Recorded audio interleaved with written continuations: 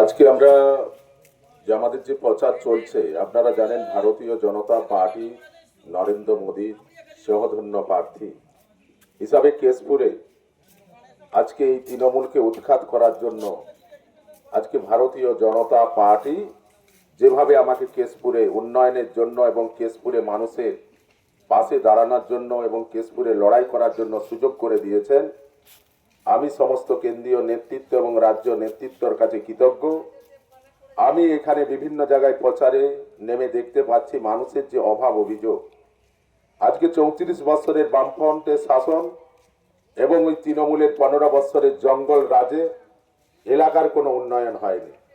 না আছে কোনো রাস্তাঘাট, না আছে কোনো পানীয় জলের ব্যবস্থা, না আছে বাড়ি বাড়ি শৌচালয়, না আছে কোনো প্রধানমন্ত্রী আবাস যোজনা, কোনো কিছুই আমরা দেখতে পাচ্ছি না। আমরা সমস্ত জায়গায় ঘোরার পরে দেখছি বিভিন্ন জায়গায় আলু চাষিদের হাহাকার, কখনো যে সমস্ত সবজি চাষিদের হাহাকার। সঠিকভাবে এখানে কেশপুরের কোনো উন্নয়ন হয়নি। তাই আমরা এখান থেকে আমি বলতে চাই আসল পরিবর্তন দরকার।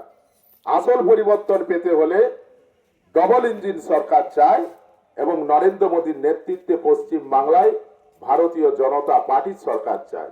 আপনারা জানেন কেশপুরে আজ পর্যন্ত আমি তৃণমূলের নেতাদিকে এখান থেকে প্রশ্ন করতে চাই যে আপনারা আজকে 15 বছরে কেশপুরে তৃণমূল কি উন্নয়ন করলো?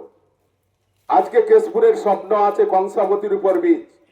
আমি এখান থেকে কেশপুরবাসীর কাছে আমি এখান থেকে কথা দিয়ে যাচ্ছি যে আপনারা একবার মাত্র আপনাদের বাড়ির ছেলে, ঘরের ছেলে, চাষি বাড়ির ছেলে, পান্তা ভাত খাওয়ার ছেলেকে একবার আপনারা সুযোগ করে দিন।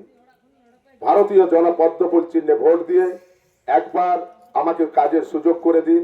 আমি কেশপুরবাসীর জন্য যা যা পাওনা, যা যা সুযোগ সুবিধা আমি এখানে করে দেখাবো, চোখে আঙুল দিয়ে দেখিয়ে দেব উন্নয়ন কিভাবে করতে হয়।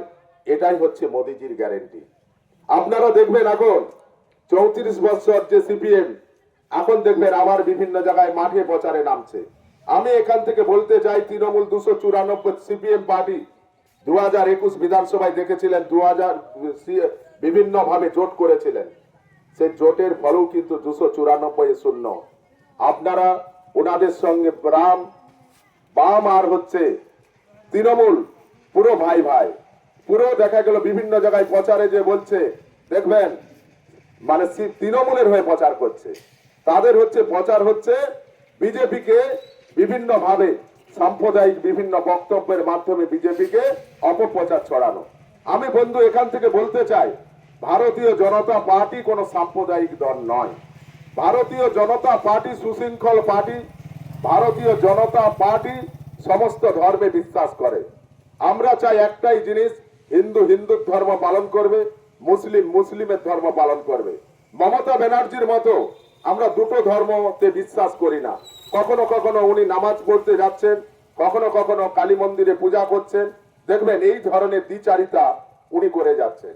আমরা চাই ভারতীয় জনতা পার্টি নিজের ধর্মে বিশ্বাস করে এবং অপর ধর্মের প্রতি শ্রদ্ধা জ্ঞাপন করে। আমরা কিন্তু যদি ভারতীয় জনতা পার্টি যদি কোনো একটা দল, যদি কোনো একটা বর্তমানে অনেকে দেখবেন বলছেন যে হিন্দুত্ববাদ পার্টি, আমরা কিন্তু কোনো হিন্দুত্ববাদ পার্টি নয়।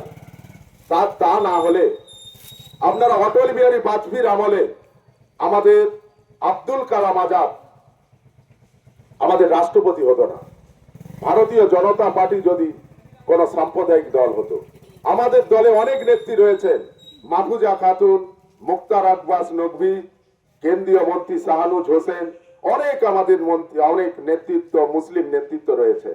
আমি এই সিএ এনআরসি করে যেভাবে ভয় দেখিয়ে মুসলিম সমাজকে আর ভুল বুঝিয়ে রাখতে পারবে না।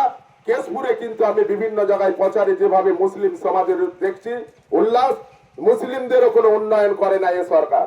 একমাত্র সবকা সাথ, সবকা বিকাশ, সবকা বিশ্বাস মাধ্যমে একমাত্র ভারতীয় জনতা পার্টি পারে এই কেশপুরের উন্নয়ন সহ পশ্চিম বাংলার উন্নয়ন।